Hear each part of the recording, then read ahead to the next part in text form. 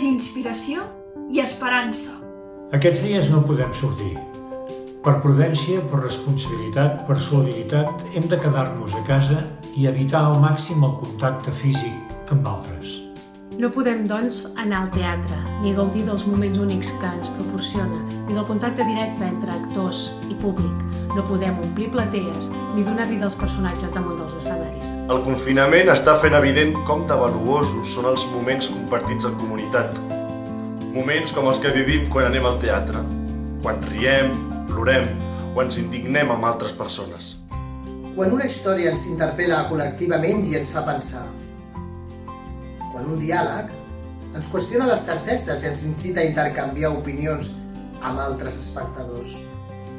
Estar-hi d'acord o en desacord. El teatre no només ens dona motius per gaudir de la vida en comú. També canalitza missatges i idees i ens convida a ser crítics, a tenir opinió, a contrastar-la amb els altres. El que estem vivint aquestes setmanes serà segur matèria primera per al teatre quan sortim d'aquesta crisi. Haurem d'aprendre un munt d'aquesta experiència. I el teatre serà, com en altres ocasions, un canal privilegiat per reflexionar-hi i per ampliar el nostre aprenentatge. Quan tot això s'acabi, haurem de recordar com hem trobat a faltar l'escalf de la comunicació en directe, l'emoció que transmeten les paraules i els gestos damunt l'escenari, la màgia que es crea en la foscor d'una sala plena de públic expectant. I recuperar-ho, i potenciar-ho, i fer-ho créixer perquè més i més persones aprenguin a gaudir-ne. En aquest 27 de març de 2020, Dia Internacional del Teatre, cal reivindicar més que mai l'esperit d'aquesta art escènica.